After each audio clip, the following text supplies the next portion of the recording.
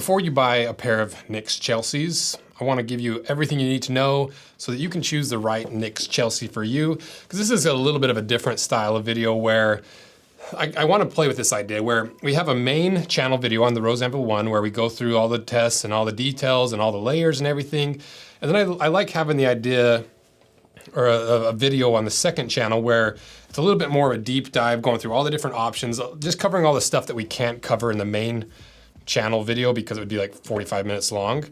And so if you like this style of video, let me know the typical stuff, like, comment, subscribe, because if this does well, I think it would really complement some of the main channel videos. Even like with the barefoot stuff that we're doing, like I want to cover all of Vivo's footwear, but I can't because we can't make 20 videos on their footwear. But yeah, if you like the style of video, help it out because that's exactly how we choose which videos we're going to continue to do on the Rose Anvil 2 channel is based off of the success and your guys' feedback and what's working and what's not working. So I think the way that we're going to do this is essentially go component by component and go through the pros and cons, the different options, and what each is best for so that you can have a well-rounded understanding of if you're gonna buy a pair of these, am I getting the right boot for my right application and the right attributes I'm looking for? Because it can be very confusing with so many different and distinct options, especially with these custom boot builders. When I show up to work in the morning, I open the door and immediately get hit with a big wave of leather smell, followed by a wave of coffee smell, then a wave of whiskey smell, just the most manly trifecta of smells. And 2 out of the 3 of those smells come from the Morning Dram, the sponsor of this video, because they make really nice coffee that's aged in whiskey barrels to give it a really interesting, subtle hint of whiskey. So nobody on the Rose Anvil crew is drinking at 9 a.m., but you get all the smells and that flavor of whiskey in your morning cup of coffee. And the owner, Tommy, he's a boothead. He's got some Red Wings, he's got some Aldens, so he has that unique appreciation for well-made things that are echoed in his product. And they don't just make whiskey-flavored coffee, they also have regular coffee, and they have a couple different boxes so you can try out all their coffees. They have their starter kit, which is a great place to start. Its value individually, if you bought them individually, would be $138, but you can get it for $99. And that includes 3 bags of coffee, the bourbon, rye, and a non-aged house blend, a handheld grinder, a stainless steel dripper, and an orange camp mug. So it makes a really great gift or to just try out all their different options. Their other box set is the combo box, and it's a great way to try 2 barrel aged and 2 regular coffees. It comes with 2 barrel aged bourbon and rye and 2 single origin non-aged Ethiopia and Guatemala. So check them out via the links in my description and get yourself a box set, and check out their Instagram at The Morning Dram. And thanks again to The Morning Dram for sponsoring this video. So I think one of the biggest differences between all these boots that I have laid out here, and maybe the first thing I ought to do is actually tell you what the boots are. So these are Nicks Chelseas, and we've got the 3 main different options that they have. We have the one we cut in half, which doesn't really count as much in this video because we already covered a lot of it. But we have their wedge sole version.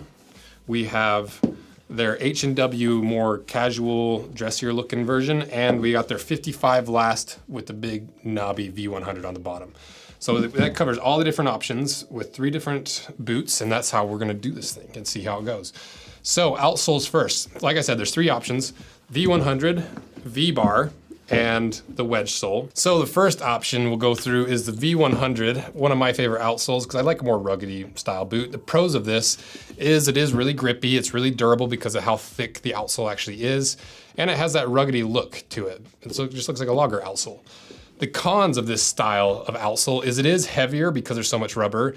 It's certainly chunky because of how much rubber and the lugginess of it, which is a pro and con depending on what style you're going for. And I've noticed that this outsole does hold on to like mud a lot more than I'd like it to. And so it's the best rugged, hiking, durable outsole of the lineup, but there are some cons to it. A lot of those cons are fixed by the V100. V-bar. Because the V100 is still really thick. You still have a lot of the durability of what Vibram is known for, but it's not quite as visually chunky. It's not quite as luggy and rugged looking. But the cons of that are that it's not quite as grippy because it doesn't have as big of lugs. When this wears down, it's really flat versus you could wear down 5 millimeters of this and you're still gonna have some variation in the height of the lugs. So this tends to be a little bit more slippery compared to a big luggy sole. Keep it in that context because people are very particular about what grippy is and what isn't grippy. And it's mostly used for like a casual or dress style pair of boots, or however you're gonna wear them. And then to the third option, the Vibram 2021 wedge. The pros of this is that it's super lightweight. It's super soft and squishy underfoot. It makes it really easy to resole these because you don't have to cut through any stitching on the bottom. See on these two boots how there's usually stitching on the bottom. And it's just a really soft, squishy outsole, mostly. But the cons of that are that it wears out really quick. You're not going to be quite as grippy. Same thing with the V-bar, where once you wear these ridges down, it gets really flat, and you can hydroplane, and you're just not going to have as much grip as a V100 outsole. And it is a really chunky look. Like, a lot of people just don't like how thick and chunky the outsole is because it's such a the material wears down so fast. They have to double or triple the thickness compared to regular outsole to get some wearability out of it. But it is really soft and squishy. So overall, out of these outsoles, if you want like something really rugged, you're gonna go do some hiking, you're gonna be in uneven terrain that you need lots of grip for and the wear resistance, go with the V100. If you want a more casual look, not so ruggedy and lumberjacky, go with the V-bar. And if you're gonna be standing on concrete all day or you want ultra comfort and squish underneath your foot, go with the Vibram 2021 wedge, because it's out of all these outsoles, it's significantly softer underfoot than the V100 and the V-bar. Next, let's talk about the leather options, because there's two categories on the NIX lineup. There's their heritage leather, and then there is their heavy, like really dense max support 7 to 8 ounce leather. And the really heavy max support leather, it's so thick and it's so durable, and it has a lot of like those properties of being, it's gonna last you forever, but because it's so thick and chunky, it takes forever to break in. It can be, and sometimes it doesn't ever fully break in. There's a few pairs of boots where I'm not convinced that it will ever be as comfortable as some of the more heritage style leathers because of how thick it is and how rigid it is. But the cons of that, or the pros of that, is that you get the support, you get the durability, you get the wear protection, and support is really an important thing with this leather because it allows your ankle to be supported in a way that softer leathers won't be able to.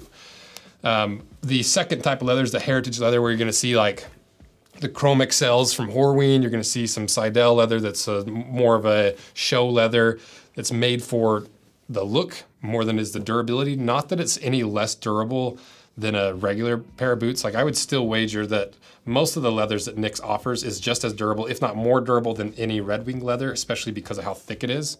Because if you look at the thickness of these, it's thicker than any Red Wing has ever been. You know, it's up in that like 2.5 to 3 millimeter range, whereas Red Wings are like 2 to 2.5, so just a little bit thicker, a little bit more durable. And you get those name brand leathers like the Chrome XL. You can get like the Dublin leathers. You can get the Predator Orange, I think, which is this. This one's Chrome XL-ish. And so ultimately, if you're doing it for work, you could really do both. But if you want the durability and the support, go with the Maxwear. But if you're doing anything other than like heavy duty work, I would just go with the heritage leather, because it's significantly easier to break in. It's not quite as rigid. It's not quite as heavy. And it just makes for a better everyday boot leather with the heritage leathers.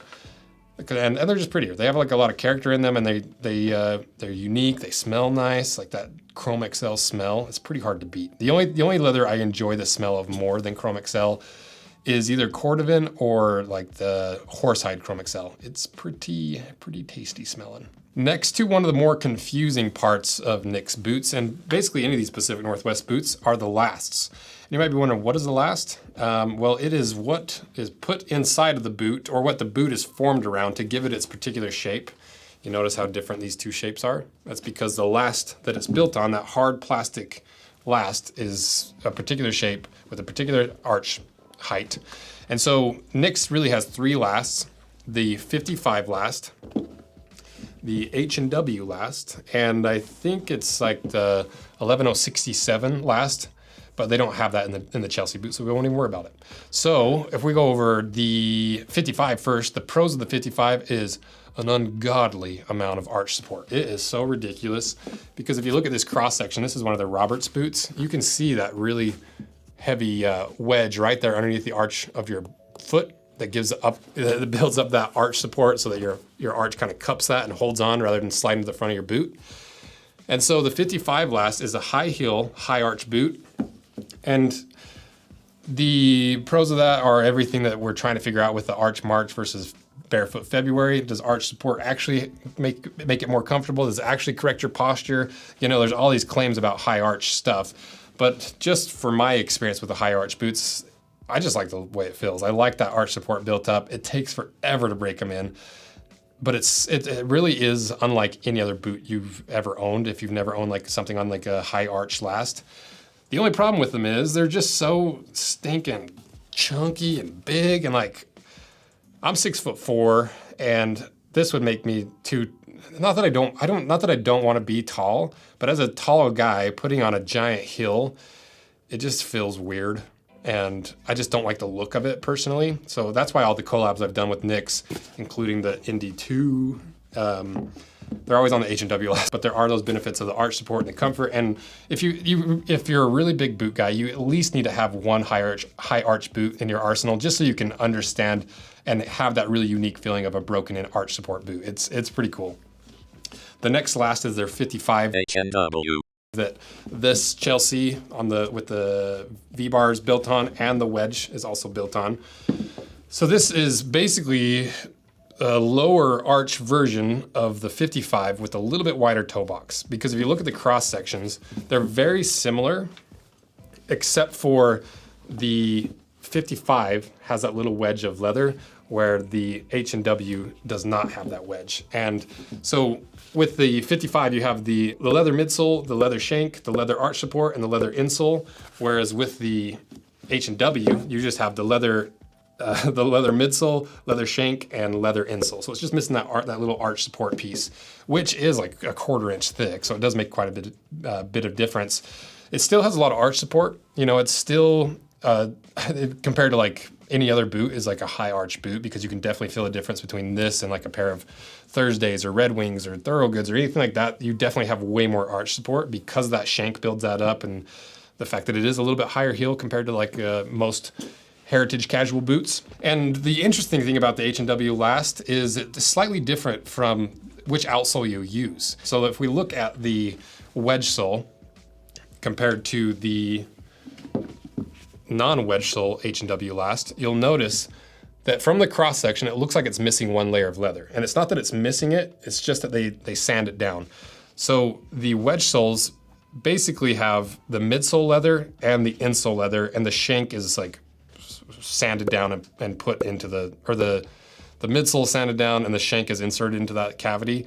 But you'll notice in the cross section, the regular H&W last has that arch support, whereas the wedge doesn't have nearly as much, and that's because they have to sand it down to get the balance, the heel-toe balance, because the heel on a wedge sole is not nearly as tall as the heel on the logger style with the large heel stack, so they have to drop that down to keep the boot balanced.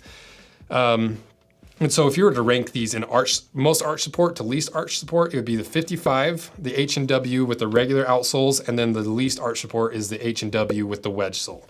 I guess if you're deciding between the different lasts, which is best for what, obviously if you want the arch support and you need that, you have a high arch, go with the 55. If you don't mind having your toes squished, or get a wider width. If you're like me and you don't like having your toes squished and you don't necessarily need tons of arch support, just go with the 55, or just go with the H&W.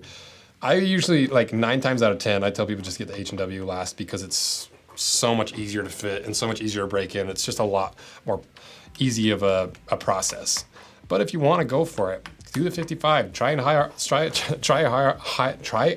arch boot. And I would be curious to see what one looked like on the 11057 last. I think it's essentially a 55 last, but even narrower with the high toe box.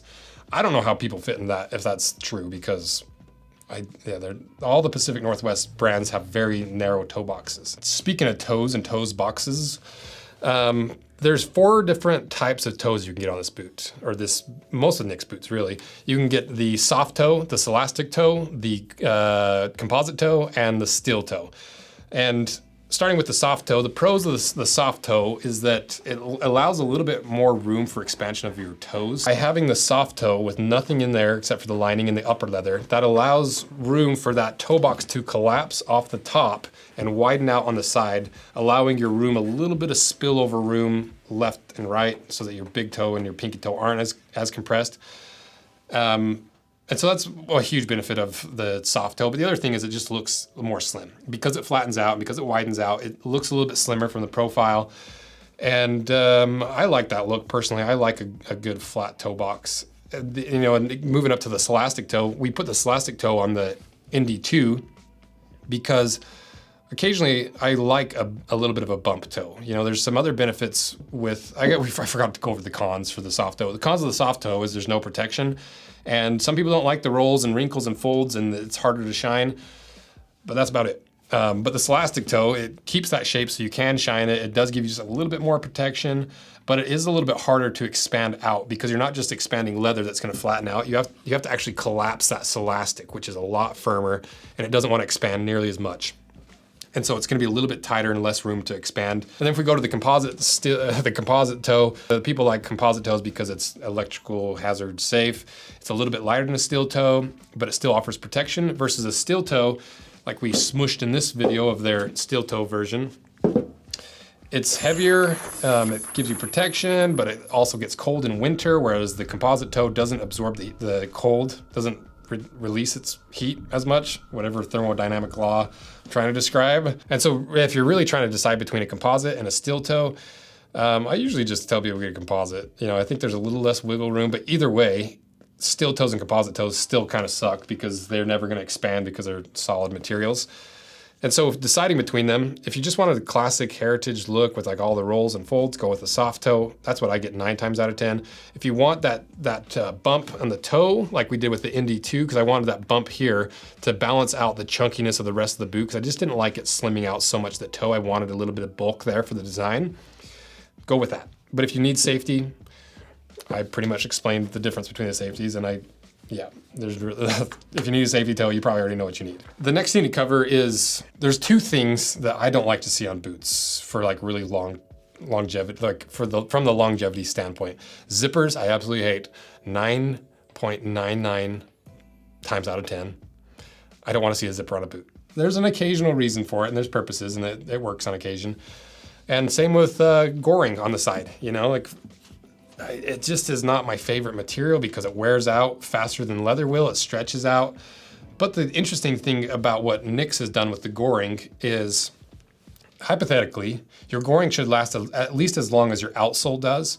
And so when you send them in for an outsole, I feel like they should be able to replace the goring, and that probably should be a part of like the standard process. It's like when we resole them, we also throw new goring in because they've reinforced the inside. It's not just the outside leather and then it's sewn to goring. There's actually like a supportive piece on the inside. I have one of these cut in half, yeah, right here. You can see that it's reinforced. So theoretically, you should be able to get that resold. That should be able to be redone when you get them resold.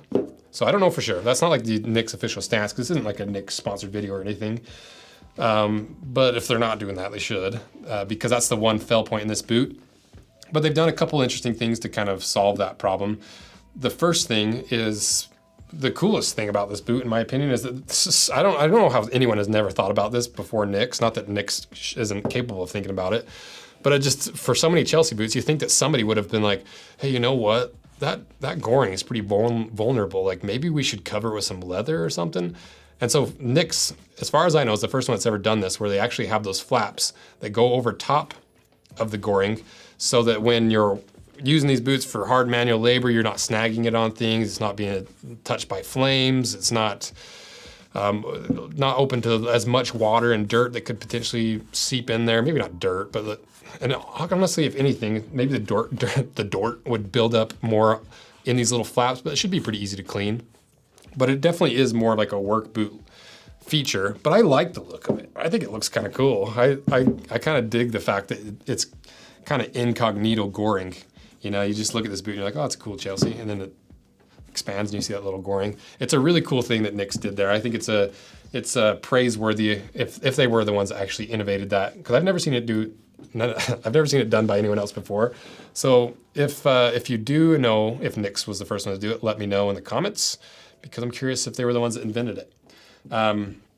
But as far as Nix told me that this is like the best goring you can get, I know nothing about the goring world, but Nix is the type of company that I trust with sourcing materials, because they make some of the world's heaviest duty boots, and why would they skimp out on goring, which is their biggest potential fail point of this, just to save a few pennies and potentially ruin the reputation of their Chelsea line?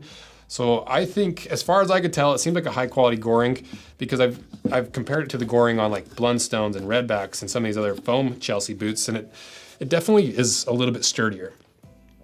I don't know how long it's gonna last though, because that's the problem with any time one of these new boots comes out. You know, you can only recommend it so much, because your reputation as a reviewer is somewhat on the line with new products, because you don't want to overpromise and have the brand underdeliver, no matter how excited you are. But also at the same time, I think NYX has done something really innovative and unique here, and it is worth the gamble and trying one of these out and seeing what's what, and seeing if NYX can really make a Chelsea boot, because everything that I've seen from this boot, it says it's a good boot, and I think the way that they've designed it is really smart, with like the little flaps and the Goring and stuff. So yeah, to cover the Goring, I guess I got off another tangent, but the Goring, you have the two options. You got the flaps covering it for like a little bit wear protection, and you have the open Goring. I just like the flaps better, to be honest. Even on like a heritage leather, I probably would ask to get the Goring, because I think this looks unique. This looks like a Chelsea boot. You know, this might look to some people a little more feminine, because it's like a little bit more sleek and subtle, but I like the look of it better. And it's gonna be more protective, and it's not gonna be quite as easy to get on and off, because you're flexing all the way down into here where that leather's connected, whereas with the regular Goring, you can have like horizontal flex there because there's no piece of leather holding it together. But I don't know how big of a difference that would actually make. Probably not much. So, and speaking of the Goring, that's another interesting aspect of this boot, is when you're deciding on these, I don't exactly know whose feet it fits and whose it doesn't, because I have a really low instep and narrow feet, and I can get my feet in there, but it's a little bit like loose around my foot because I have such a low instep, and that's why with that $2,000 pair of Horween and Viberg collab boots, they're kind of hard to wear because they're so floppy on my feet. And I've noticed from wearing these boots that the big chunky steel toe with all like the really thick rubber midsole and all the layers of leather, it's a bit too heavy for me, because my heel's always slipping, and I'm like walking around with it's like when you're a kid wearing your dad's boots. But when you wear like the lighter wedge sole, I don't have any of that issue, and it still has like the Goring and like the little flaps and everything. So that is something to consider. And so if you have a really low instep, you might want to go with a lighter version. If you got a really high instep, you might want to go with one of the open Goring without the flaps, just so you have a little bit of extra flexibility. I'm not sure how NYX determines if it's going to work for you or not. But those are at least a couple tips to get you in the right boot. I think that's pretty much it. I think the last thing to do is like just the overall pros and cons of this boot. The pros of this boot are, it's, as far as I understand, the only boot in the world that's being made to this durability standard that is a Chelsea boot. You know, it's a unique boot in the entire boot market. And it is from one of the most reputable, hardworking, American-made brands, NYX handmade boots. So even though it is a new model, and it's still a little bit of a gamble trying to style out, you know it's from a brand that is known for making some of the best boots in the world. So it's like, it's less of a gamble than if it were a different company. You get the durability, so you get the ease of a Chelsea boot with the durability of a NYX boot, which is a unique combination. You have the capabilities to have them resoled, because these are expensive. You know, they're like $600 for a pair of boots. And then if you compare it to like Redbacks and Blundstones and like Ariats that have like the more foam-based Chelsea boots, those are like $200 up to $250, sometimes less than $200. So you could quite literally buy 3 pairs of those foam boots for the price of one of these NYX boots. And so where people find the value and the justification in the NYX, aside from the fact that you get all the arch support and the durability and all this stuff, but from a value standpoint, when you're just talking strict money, dollars per wear, theoretically, you could get one of these boots to last 2 to 3 to even 4 to 5 times as long as one of those foam Chelseas when you're on like the work site. Because when I was doing like the Blundstone video, no, when I was doing this video actually, like when I was comparing these to the Blundstones, and I was like, oh yeah, if you comparing these two, like you can get these to last a year or maybe a couple of years, and then you resole it and you can get like 6 years out of it total. compared to like a regular foam Chelsea, it's a one season type of deal. And everyone's like, oh, I've had Blundstones for 5 years and they're still working great. And I was like, oh, that's because I forgot to give the stipulation that I'm talking about like heavy duty manual labor work, which I'm terrible at, like actually painting the full picture. So painting the full picture for you, if we look at these from a really heavy duty work standpoint, these boots, you could theoretically have them resold every year and hopefully last 3 or 4 years, versus a foam Chelsea at a third of the price. You have to buy a new one every year, especially if you're doing a really hard manual labor job, because they just have such thin skins on the outsole, and then everything underneath is just foam. So once you wear through that skin, it's as good as dead. And like with the amount of wear it takes once you get to that foam to where you can't wear them is like a matter of a couple months, because that foam's so soft. So the value is in being able to have them resold. And so if they do replace the goring, which I'm fairly certain they do, and they will resole these, which I'm fairly certain they do, then you can get these to stretch out several years to get the true value out of them. But to me, that, like, I understand that from a value standpoint, but I honestly value some of the other things more than that. Like, I value the arch support. I like that feel of the arch support. I like the way that the insole, the really thick veg tan leather insole breaks into the shape of your foot, giving you that custom footprint that makes these even more comfortable that you can't get in a foam-based boot.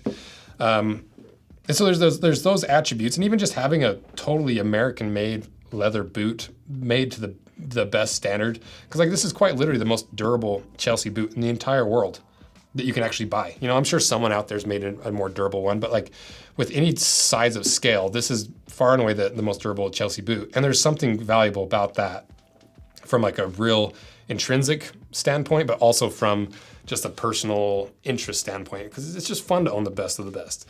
And so for me, this whole argument comes down to, if you're considering buying this, do you want to buy over the course of maybe 5 years, 5 different pairs of foam-based boots, or do you want to buy 1 pair of Nix boots? But you have to have them shipped in and resold, or take them to a local cobbler. That's the nice thing about this one.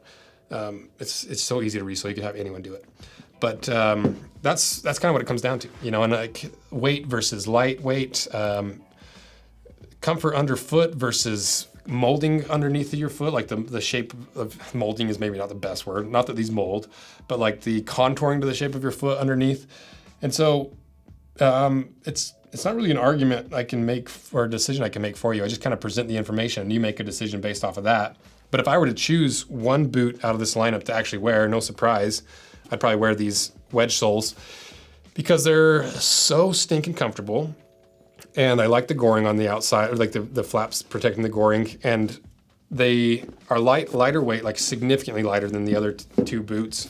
And you get a little bit of because I guess really what this boils down to is this version with the wedge sole is kind of the middle ground between this big old chonker and like a Blundstone. It rides somewhere in the middle where you get all the durability, you get the custom fit, you get the insole breaking into the shape of your foot, you get the American made, the Pacific Northwest story, the hype, all this stuff that's fun about these boots. You get all that with some of the attributes of a foam-based Chelsea boot, with the comfort and the squish and the lightweightness. And the cool thing about these, like I mentioned, is any cobbler can throw a new wedge sole on there, because that this stitch down stitch doesn't go all the way through the outsole. So this one, out of this entire lineup, I would buy this one 9 times out of 10. I'm not really like a dressy, like casual boot type of guy, especially when it comes to Chelsea's, but like this is a good looking boot. You know, if you're into Chelsea's and you want to try a Pacific Northwest boot, this one does pretty well. You know, I think it's a nice looking boot. And then 55 last, if you want to try a high arch, go for it. It's not my favorite last, but I still think it's worth giving it a try at least one time in your life. But some people like the look, you know, some people like the big chunky heel and the high heel and getting a couple extra inches, because who couldn't use a couple extra inches at the end of the day? And then as my neighbor's car alarm goes off, love it. And then if you really want to try a heavy duty work boot, you can fit these up or fit these out. What is the expression I'm looking for? Like, you can set these up. Outfit these, I guess is the term I was looking for. You can outfit these to be just as durable as any other boot by using the really thick max wear leather, max support leather. You can do the steel toe. You can do the big chunky V100 outsole with the leather midsole, but also that really thick rubber midsole. So hopefully that was useful to you guys. hopefully that was interesting. And if you like this style of video, help it out, because if this video flops, I probably won't do it again. I might try it one more time, but that's the fun thing with the Rose Anvil 2 is you guys kind of get to dictate and vote on what you like based on what you watch. And we just throw as many clickbaity thumbnails and titles in front of you to try to get you at least to watch it and to see what you think. And so let me know, first of all, which one of the Chelseas you would actually buy, because this will be interesting. You know, just because I don't like the 55 and the high heel doesn't mean that that's like the gospel truth. I'd be curious if there's how this weighs in the comment section. It's like, I'm not really trying to get people to help with engagement, because I'm not fully convinced comments help that much, but I just find the comment section really interesting, because we just like somehow have the most positive comment section in the entire world, except for a few little bullying here and there that I'm like, come on guys, they're boots. You know, like we're all here because we love boots, like chill out, respect each other. But for the most part, the comment section is a really great resource for other people's opinions, experiences, and preferences. So that's what I want to know, like which one of these setups would you get? And then let me know what we can do to improve this style video, what you liked about this video, what you didn't like. Be gentle with your comments. Sometimes like we ask for feedback and people are not sugarcoating it, which is fine, but also you can sugarcoat a little bit. Who doesn't like a little bit of sugar in their diet? So, and thank you guys so much for supporting the Rose Anvil 2 channel. I like doing these because I can just get on here and just BS and chat and go over some of the interesting aspects we don't get to cover.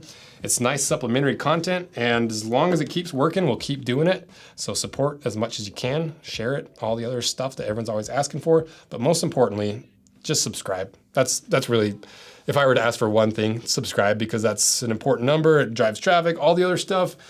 And it's how we convince brands to sponsor this type of video, because this one's not sponsored by NYX.